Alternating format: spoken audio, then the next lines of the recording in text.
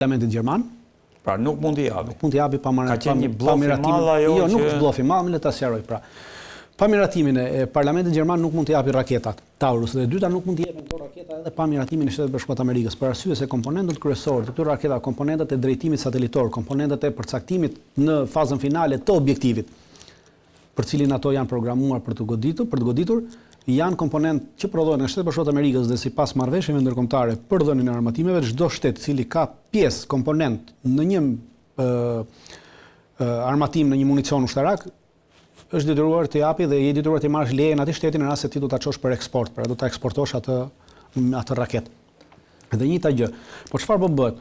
Pra, po bëhet kjo gjoja ndërtimit të kësaj uzine dhe fabrike, ndërkohë që është e pamundur ndërtohet në kushtet në cilat është sot, dhe nesër të thuhet dhe t'i kalojnë këto Taurus në mënyrë të fshet Ukrainës pa vendim të Parlamentit Gjerman dhe të thuhet që Ukraina i prodhoi vet. Pra nuk ja dham ne sepse nuk mund të firmosi Merceni. Pra ato do dalin në mënyrë të fshet nga depot e ushtrisë gjermane dhe nga depot e ushtrisë koreane të jugut, për arsye se vetëm 3 vende aktualisht në botë përdorin këtë lloj rakete. Ato janë Gjermania, Spanja dhe Korea e Jugut. Kan Taurus. Gjermania ka 600 cop Taurus në gjendje të gatshme, pra 600 cop në depot e saj. Spanja ka vetëm 43 cop, kështu që Spanja është përjashtuar nga kjo mundësi për dhënë se vetëm 43 cop ka, nuk ka tjera, ndërsa Korea e Jugut ka diku rreth 267 cop. Dhe normalisht që vendet që do të japin këto mund të jenë Gjermania dhe Korea e Jugut, nga cilat do të jepen. Dhe për të mbuluar këtë dhënie e cila kërkon miratim parlamentit dhe që nuk mund ta marrë miratimin e parlamentit sepse me deklaratën që bëri Mercë më njëherë dolën përfaqësuesit e CDU-s dhe përfaqësuesit edhe nga partia dhe thanë që si diskutohet që ne vetë japim këto, për arsye se duhet kalojnë në kuvend, atëherë këto jepen në mënyrë të fshehtë dhe justifikojnë që gjoja i ndërtoi vetë Ukraina. Te kjo marrëveshje që u bë, ishte ndihmojmë Ukrainën të ndërtojë Taurus, të ndërtojë Ukraina. Pra Ukraina s'ka asnjë kapacitet të ndërtojë Taurus. Taurus është një nga raketat më moderne që posedon sot NATO, vendet e NATO-s, dhe mundësia e ndërtimit tyre në Ukrainë është zero. Por kjo bypasson këtë dhe justifikon këtë, pra mbulon Gjermania në mënyrë të kësaj. Nuk e ke nga unë Gjermania nuk e ka këtë problemin me Rusin, për arsye se këtë nuk mund ta mohoj kurrë, pra që janë raketa gjermane, sepse nuk është ai problemi. Problemin e ka të brendshëm politik, sepse mund të humbasi pushtetin, sepse në rast se vërtetohet, pra në rast se ti mund të thuash që unë ja dhash, gjë që e ka, pra kjo është shpërdorim detyre dhe ti kalim kompetenca, sepse këtë kompetencë ka parlamenti, nuk e ka kryeministri. E qartë. Kjo është problemi që ata duan të bypassojnë duke bërë këtë lloj marrëveshje gjoja për ndërtimin, pra një mashtrim total klasik për të mashtruar gjithë popullatën civile dhe njerëzit si puna jonë që i shohim që këta me vërtet me fjalë, por në realitet janë raketa gjermane që do të jepen gjoja sikur janë ndërtuar në Ukrainë. Do kthehemi prapë këtu Dritan, se ndërkohë Rusia po përgatitet, ndërkohë që këta po bëjnë manovra për Taurus, Rusia po përgatitet, siç thash, në bazën e Engels që po përgatiten për një sulm masiv, po ngarkohen avion. Po sulmi masiv bëhet për atë që thash edhe në operacionin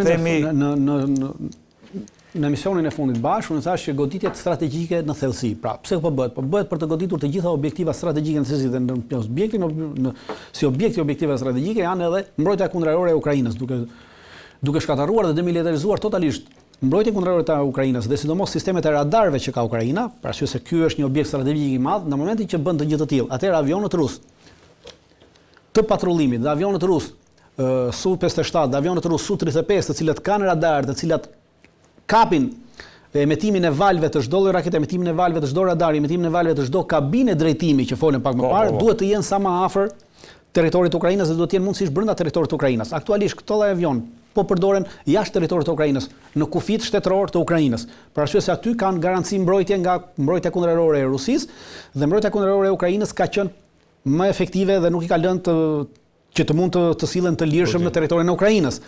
Dhe edhe kjo buffer zone që dhan, pra siç e shihni, në momentin që buffer zone bëhet, aktualisht e gjithë mbrojtja kundërore duke sjell buffer zone 27-30 kilometra, mbrojtja kundërore e cila është këtu e ka pra S-300 që ka për shembull Ukraina. S-300 e ka 350 kilometra, pra 350 km deri këtu avionët rus mund të vinë deri këtu. Nësa kalojnë këtu atëherë janë objekt i goditjes së kësaj. Në momentin që ti sjell forcat ushtarake 30 km këtu atëherë, ky 30 kilometrash që vjen këtu, domethënë në momentin që vjen ushtari rus këtu, vetëm 8 kilometra nga vendosja e këtij ushtarit rus mund të vendoset artilleria e rëndë toksore. Artilleria e rëndë toksore ka hedhjen 40 kilometra. Pra, ky radari që është detyruar të shkojë 100 kilometra mbrapa që të shpëtojë hedhjes 40 kilometra të kësaj. Nëse shkon 100 kilometra mbrapa, atëherë rrihet 100 kilometra më tej. Atëherë ky avioni vjen 100 kilometra më tej dhe rrezja e kapjes së këtij avioni kap emetimin deri në 500 kilometra. Pra kap gjithçka që ndodh në këtë, pra kap më shumë. Pra kjo është qëllimi i këtyre veprimeve dhe i këtyre bombardimeve strategjike për të depletuar dhe për të bërë të demilitarizim kryesisht të radarëve dhe të mbrojtjes kundërore të Ukrainës. Në momentin që nuk ekziston radari dhe mbrojtja kundërore e Ukrainës. Pra sa më larg të vijë ky radari nga ky objekt, atëherë aq më afër do të vinë këto dhe sa më afër të vinë këtë, aq më e pamundur është që nesër Gjermania të çojë specialistët e saj për të drejtuar raketën Taurus, sepse raketa Taurus e ka 500 kilometra distancën, rrezën. Dhe ky 500 kilometrash ti nuk mund ta drejtosh nga Lvivi. Pra ta lëshosh këtu për të vajtur në Rusi, që është 500 kilometra, nga kufiri është 500 kilometra. Se drejton dot nga. Kijevi ti nga këtu nuk e drejton dot, je i detyruar të vish këtu, por në momentin që vjen këtu ti s'ke asnjë lloj mbrojtje dhe ky të kap, pra emeton valën që ti e lëshon. Ky e kap, në momentin që ky e kap, atëherë ky të lëshon raketën Iskander nga gjysma e Rusisë, ta bie këtu dhe automatikisht gjithçka është e mbrojtur. Pra, ky është qëllimi i këtyre bombardimeve të vazhdueshme me rrezë të gjatë strategjike. Është shumë e qartë ajo. Është shumë e qartë. Po ndërkohë dritan Lavrovi pretendon se me këto veprime Gjermania, thotë, po e citoj, përfshirja direkte në luftë është tashmë e dukshme, thotë për Gjermaninë. Gjermania po rrëshqet në të njëjtën rrugë që ka ndjekur disa herë në shekullin e kaluar që çojnë kolapsin e saj. Kështu ka deklaruar Lavrovi. Kjo është deklaratë politike, këtu duhet të kemi parasysh që deklaratat politike kryesisht janë hyrë në ato që quhet deterrencë. Pra, shkurajim. Po. Pra, është nuk do të thotë që veprimi ka ndodhur. Deklaratat politike janë deklarata politike me tendencë shkurajuese, pra, në aspektin që ti e bën deklaratën për ta shkurajuar të tjetrin që shiko mos e bën këtë veprim se do ta psosh siç e ka psuar gjyshi jot. Po. Pikërisht gjyshi i Mercit ka qenë antar i Partisë Naziste, për shembull. Dhe kjo shkurajim për ta detyruar. Po nuk do thotë që veprimi ka ndodhur. Aktualisht veprimi realitet nuk ka ndodhur. Nëse do ndodhi sërish, kjo nuk do të kemi një përzierje. Kemi një përzierje deri diku direkte të Ukrainës, por nuk do të kemi në asnjë mënyrë do të kemi goditje të Berlinit. Pra, siç e thash, goditjet e Berlinit do të ketë vetëm në rast se këto raketa do godasin objektiva parësor. Por këto raketa nuk do të godasin objektiva parësor, siç ndodhi me raketat e tjera. Të gjitha raketat e tjera që u dhan nuk goditen objektiva parësor. Goditen objektiva dytësor dhe tretësor, të cilat kishin të lidhur vetëm me veprimtarinë ushtarake të forcave ruse brenda territorit të Ukrainës. Pra nuk kanë goditur objektiva që i përkasin. Në aspektin thelbësor them këtë. Pra, në rast se jashtë territorit të Ukrainës, në rast se regjia mund na ndihmojë sërish me hartën, vetëm sa për ta shpjeguar. Pra, shikoni. Aktualisht. Këtu është Rostov mbi Don. Këtu është në këtë pikën këtu, Rostov mbi Don, që është lumi Don këtu, këtu ndodhet shtabi i ushtrisë ruse që drejton gjithë operacionin e luftës në Ukrainë. Këtë e zonë aty? Këtu, të kjo zona këtu. Pra, kjo është brenda zonës 250-300 kilometra. Pra, raketat Atakam, Shtorm, Sado, gjitha e mrrinin këtë objektiv. Po asnjëherë nuk është goditur ky objektiv, sepse ky është objektiv parësor. Dhe goditja e këtij do të prodhonte. Goditja e këtij objektivi do të prodhonte goditjen pastaj me raketa balistike, me rrezë gjatë veprimit të gjitha atyre qendrave që kanë lëshuar këto raketa. Pra, do godiste Londrën, do godiste Parisin, do godiste këto vende. Pra, kjo do sillte. Dhe këtë kemi, aktualisht janë goditur objektiva në gjithë terrenin, objektiva rus jashtë territorit të Ukrainës. Por kanë qenë, kanë qenë objektiva dytësor, pra parësori është komanda. Dytësor kanë qenë objektiva logjistike, pra baza logjistike që shërbenin për armatimin këtu, por jo baza logjistike që shërbenin për çështjet e armatimit brenda pjesës tjetër të ushtrisë ruse, e cila nuk është përzier në çështjen e luftës. E qartë. Pra, kjo është dallimi që bëjnë. Edhe këto raketa do të bëjnë këtë dallim, do godasin këto dhe do goditur këto, në asnjë mënyrë do të kemi një kundërpërgjigje direkt ndaj Berlinit. Pra, kundërpërgjigje do të jetë ndaj këtyre ushtarakëve gjerman që do të ndodhen në Ukrainë.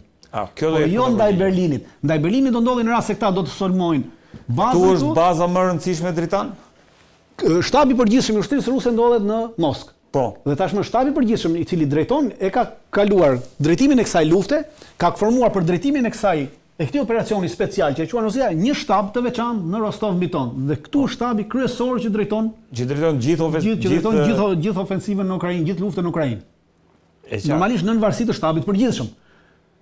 Por atu është komanda kryesore që drejton operacionet ditore të ushtrisë ruse në Ukrainë dhe në lidhje me Ukrainën. Pra, ti thua është nuk kalon dot në ato nivele sepse në rast se do godasi këtë, në rast se do tentojë të godasi shtabin e përgjithshëm, në rast se do tentojë të godasi Kremlinin, në rast se do tentojë të godasi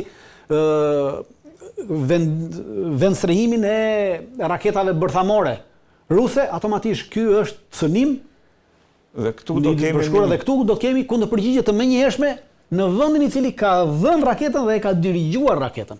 Dhe kjo do të na çonte direkt në luftën e tretë botërore. Pra vinte ajo që thot Medvedevi, prandaj thashë rasti i vetëm që Medvedevi po flet me këmbë tokë dhe kjo do të na çonte direkt në përplasje të luftës së tretë botërore. Por nuk do të kemi këtë. Sërish edhe këto raketa do të përdoren si raketat e tjera në objektiva dytësor dhe tretësor. Diku e lexova që Taurusi mund të përdoret për të gorditur këtë urën që jo, për arsye sepse kemi një gjë, edhe kjo është një goditje pra, në rast se do ndodhte kjo, automatikisht do të kishim një goditje për arsye se ura e Krimes është përcaktuar tashmë edhe nga NATO në mbledhjen e fundit që bëri vjet NATO, përcaktuar që arsye që ura e Krimes për një vit e gjysmë nuk përdoret më për dërgimin e ndihmave ushtarake në drejtim të Krimes.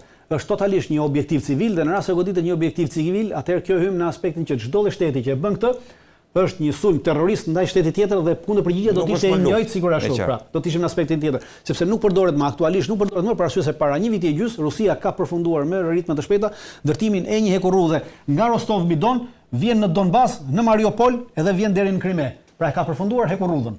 Dhe gjithçka kalon nëpërmjet kësaj hekurudhe në nuk përdoret më. Është lidhur me hekurudhën tashmë dhe nuk përdoret më ura këtu, ura Kersh. Që ndodhet këtu nuk përdoret më. Kjo përdoret vetëm për nevojë civile. Çdo goditje për këtë urë, çdo goditje për këtë urë për një vit e gjys është e ka përcaktuar edhe Pentagoni në rast se bën para një viti që deklaroi që ura e Krimes nuk është objekt ushtarak.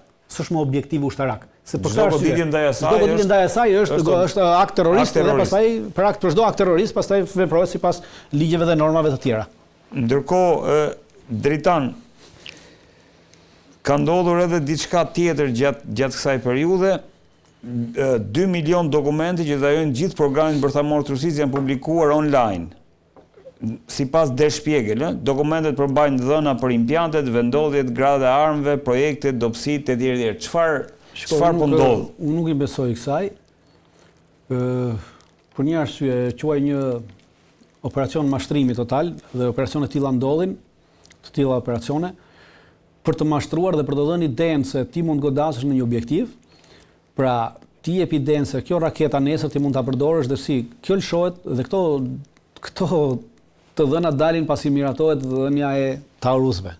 Pra, pasi kjo është ideja për ta lidhur me po pikërisht dhe aktualisht dalin dhe kjo është çudia që kur dalin këto, pra ato tregojnë që ti ke një objektiv, si më thënë, një objektiv këtu, ta zëm, jep një depo armatimi këtu, për shembull afër brenda rrezës 500 kilometra të kësaj.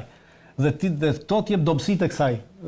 Kësaj depo dhe ti lëshon, po ndërkohë që këtu nuk ka asgjë. Realiteti është mashtrim për arsye, lëshon për arsye se kjo është një zonë dhe çfarë japin dhona në zona të cilat janë dendësisht të mbuluara nga mbrojtja kundërajrore.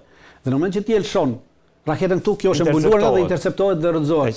Pra, unë mendoj që janë të gjitha dhëna mashtruese. Pse janë dhëna mashtruese? Për arsye sepse pas fillimit të luftës në Ukrainë, me njëherë fillim 6 muaj pas fillimit të luftës në Ukrainë, me vendim të Këshillit të Sigurisë të Rusisë, është marrë vendimi që të gjitha llojet e raketave bërthamore, të gjitha depot e raketave bërthamore që cilat ndodhen në një rrezë prej 600 kilometra, brenda një rrezë 600 kilometra nga kufiri me Ukrainën duhet të zhvendosen në thellësi dhe të gjitha janë zhvendosur.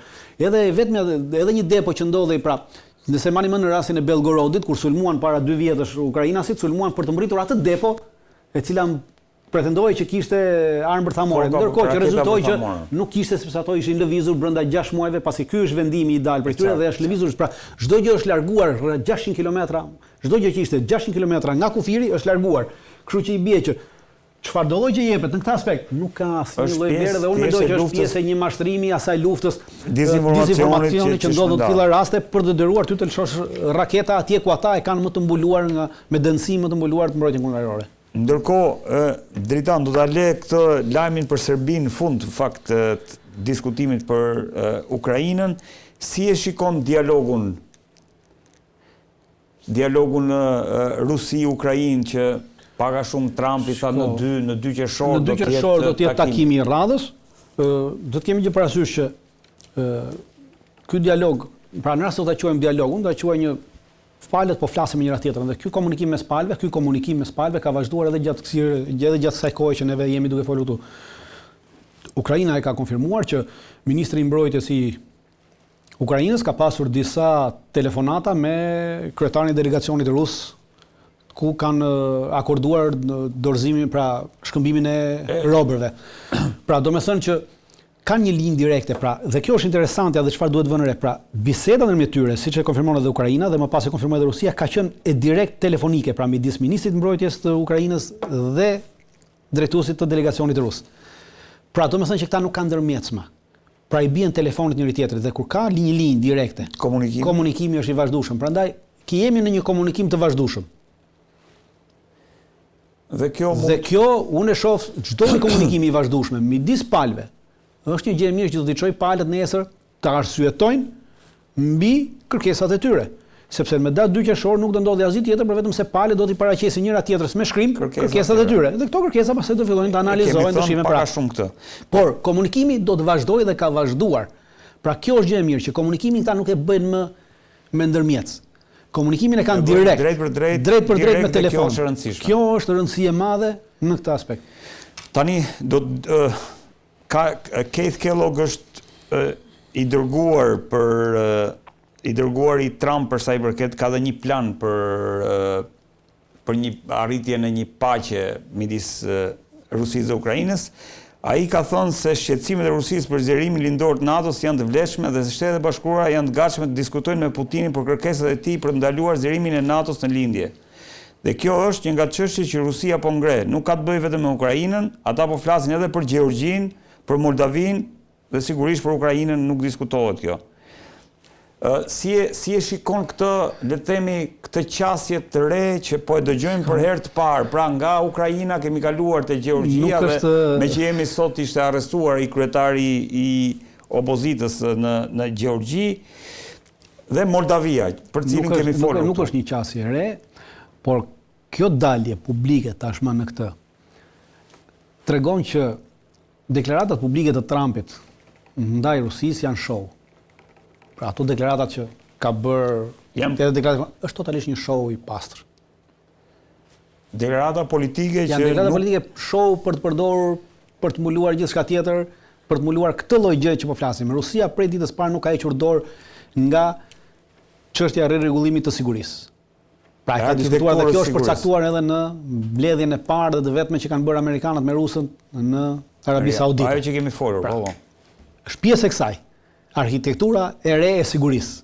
Nëse mbani mend. Tani në tavolinë është dhe Moldavia, është dhe Gjeorgjia. Absolutisht. Kjo hyn te arkitektura e re e sigurisë. Pra arkitektura e re e sigurisë, këta kanë kërkuar rusët që NATO të ndalojë zgjerimin e saj, pra stop. Dakor, kush ka hyrë, nuk mund të dali më, sepse nuk mund të zhbëhen më mbrapa, por në arkitekturën e re e sigurisë kanë kërkuar që ata që s'kan hyrë, pra NATO të ndalet zgjerimi, domethënë kush nuk ka hyrë Gjeorgjia, Moldavia, e në një vend tjetër që nuk ngre pesh, pra nuk do të hyjnë. Nuk do afrohet ndaj Turkmenistanit, gjitha atyre republikave, pra edhe ato zonat atje, në cilat ka kërkuar disa herë NATO të ndërhyjë, atje të vendosi baza dhe Rusia ka kundërshtuar, në të gjitha këto nuk do të ketë fare. Pra kjo është pika që e dyta, përdoret që në arkitekturën e sigurisë që kërkuan rusët në atë, ishte edhe që të largohen nga vendet e NATO-s që janë në lindje, të largohen raketat amerikane, Aegis, gjitha raketat balistike që ka në drejtim dhe raketat bërthamore që ka, është sistemi antiraketor që ka në këtë dhe ne do largojmë të. Pra, dhe po të shihni, rusët i qëndrojnë asaj në 2021, në dhjetor 2021, rusët bën një propozim amerikanëve, propozimi është i hapur, ajo letra që lëshoi Rusia, dhe në atë letër përcaktohen të gjitha ato çfarë kërkon Rusia. Dhe vazhdon të mbetet. Dhe asaj ka mbetur gjatë gjithë kohës, dhe asaj tashmë është kthyer edhe Kelloggu. Pra do të thotë që Shtetet Bashkuara të Amerikës e kanë marrë kur Bideni nuk e mori parasysh dhe nuk i ktheu as përgjigje asaj letre. Ndërsa Trumpi tashmë po i kthen përgjigjen nëpërmjet Kelloggut. Dhe i kanë absolutisht gjithë. Kjo është.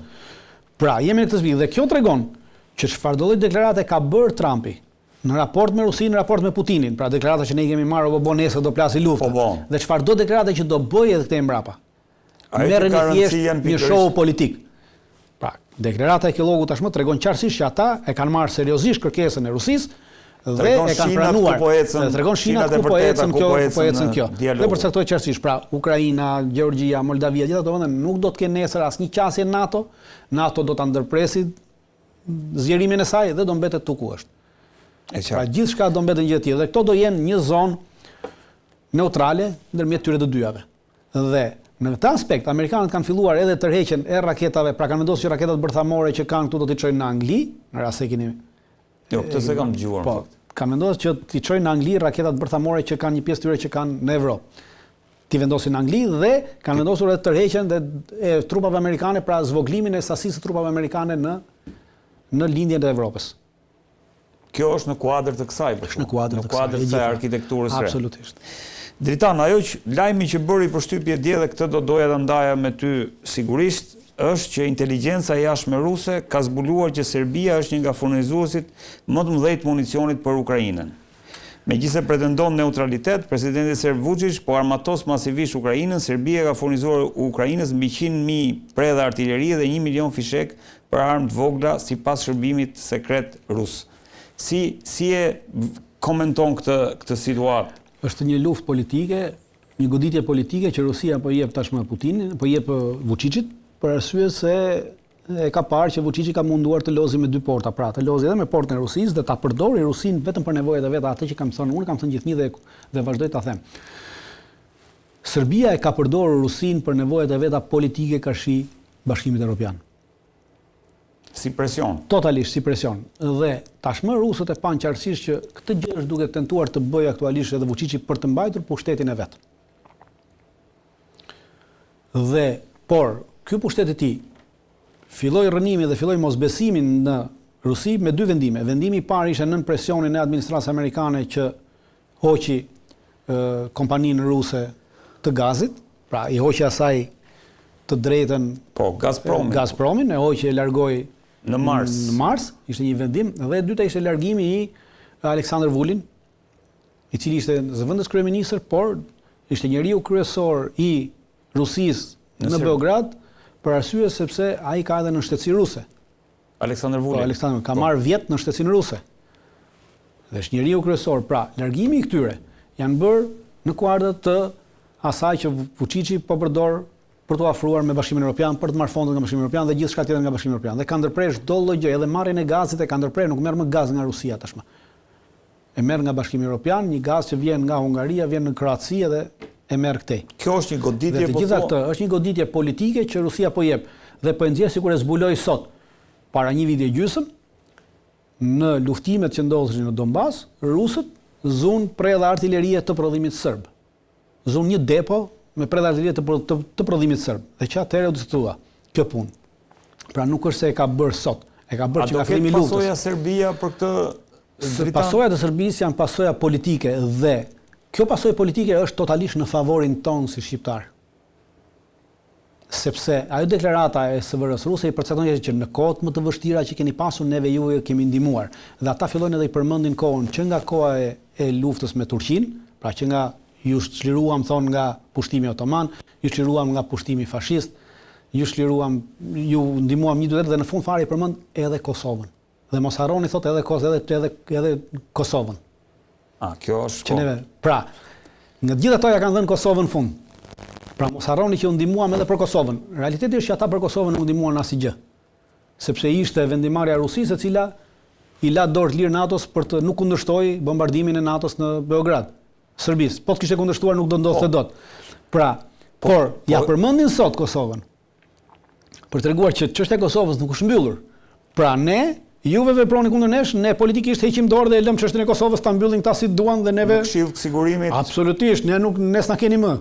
Pra është një goditje politike për Vučićin, i cili po i kërkon që tashmë Vučićit, kjo do thotë që po i thuhet në gjuhë diplomatike, ky është kërcënimi i pasur për t'i thënë zgjidh tash ku do shkosh. O me ne, o me Evropën. Edhe me ne, edhe me Evropën nuk ka. Dhe tashmë Vučići është në këtë pikë që duhet zgjedhë ose me Rusin, ose me Evropën.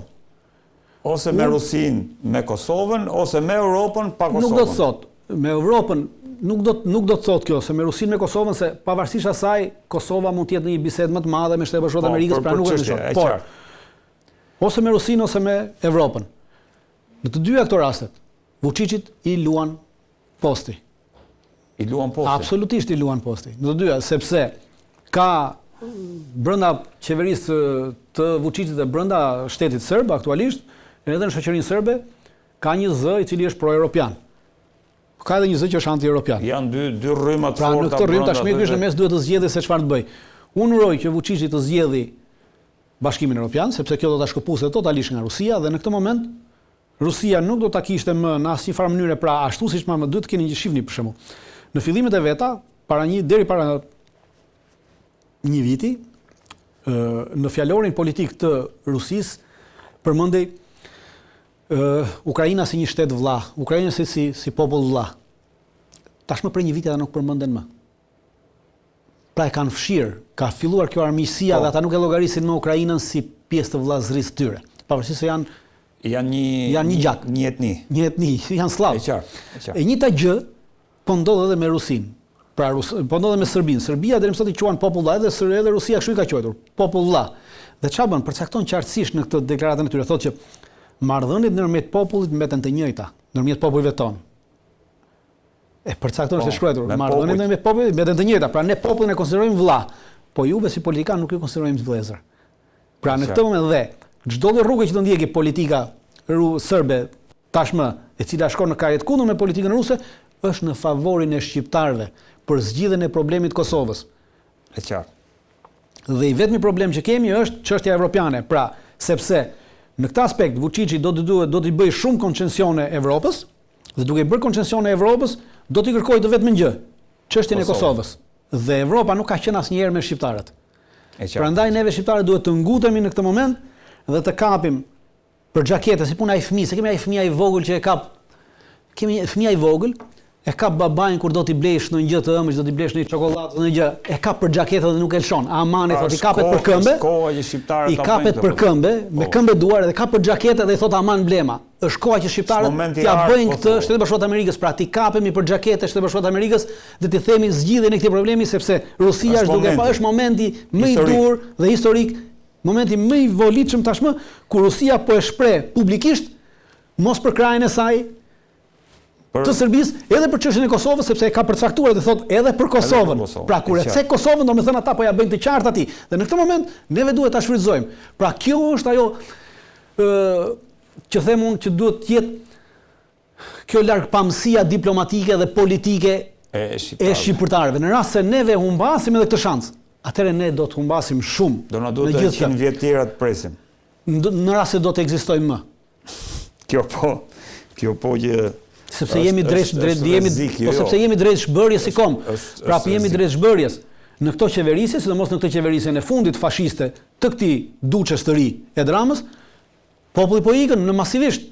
Pra kanë ikur 500.000 shqiptar, pra me këtë ikje për 100 vjet i bie që neve të mos ekzistojmë më. Dritan, ndërkohë nuk e di sa minuta na kanë ngelur, po do doja dija ku është se po diskutohet, ka prej 2 ditëve Trumpi ka dhënë le të themi një ultimatum që dhe Netanyahu dhe Hamasi të marrin një vendim për sa i përket arritjes së një armë pushimi. Ka informacione që kanë rënë Izraeli e ka firmosur, Hamasi e ka refuzuar. Në çpik është një përpjekje për një marrëveshje që ka ofruar Shtetet Bashkuara të Amerikës, një marrëveshje armë pushimi 6 ditore, e cila i konvenon vetëm Shtetet Bashkuara të Amerikës dhe pjesërisht edhe konvenon edhe Izraelit, kurse Hamasit nuk i konvenon. Përveç faktit që lëshimi të disa robërve, pra lëshimi të robërve, kjo marrëveshje përfshin për shembull lëshimin e 120 robërve palestinez, të cilët i ka marrë peng Izraeli dhe i ka dënuar me burgim të përjetshëm. Dhe lëshimi në këmbim të disa pengjeve, 8 të gjallë, 10 të vdekur, diçka e tillë, pra, në numër vogël, dhe lëshimin e rreth 1111 pengjeve të tjera palestineze të marra nga Izraeli nga data 7 tetor e 23-shit e këtej. Pra, kjo nuk është një arritje e madhe për ushtrinë, për Hamasin, është një arritje e madhe për Izraelin, sepse numri do të jetë më i vogël se atyre që u shkëmbyen në fillim. Shumë më i vogël se atyre që u shkëmbyen në fillim. E dyta, nuk ndërpret, kjo nuk ka të bëjë në marrëveshjen e parë, thoshte ndërprerje të gjitha operacioneve ushtarake dhe largimi nga territori i Gazës i ushtrisë. Kurse kjo marrëveshje e re që ka propozuar Shteti i Amerikës nuk parashel largimin, po thot ridislokimin e tyre. Pra ridislokimi nuk përcaktohet se ku do të jetë ky dislogim, do të jetë jashtë territorit të Gazës apo brenda territorit të Gazës, ndërkohë që marrëveshja e parë përcaktonte jashtë territorit të Gazës, pra e përcaktonte qartësisht.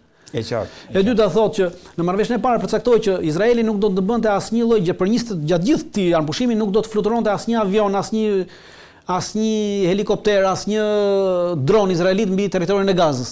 Ndërsa në këtë marrëveshje përcaktohet që dronët izraelit dhe avionet izraelit do të bëjnë fluturime rikondicioni 2 metorë në ditë. Pra gjysmën e ditës nuk do fluturojnë, gjysmën e ditës fluturojnë. Po, aty do jenë. Dhe gjysmën e ditës tjetër do ta mbulojnë avionët anglez, siç e mbuluan gjatë gjithë kohës. Avionët anglez kanë bërë gjatë gjithë kohës rikondicion të territorit për nevojat.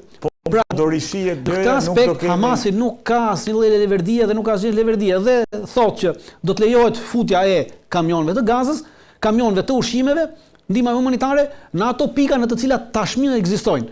Po në ato pika që janë ekzistuese tashmë, janë gjithsej 7 pika. Në këto 7 pika nuk janë të mjaftueshme për të mbrojtur për të ushqyer popullsinë. Dhe Hamasi ka kërkuar lëshimin total, pra hapjen totale të gjithë këtyre ndihmave humanitare, gjithë të lëshuar gjithandej. Dhe jo vetëm në pikat të cilat kontrollohen thot tashmë nga Kombet e Bashkuara, por Kombet e Bashkuara para 3 ditësh mbyllën edhe 2 pika të tjera për shkak të kërcënimit izraelit.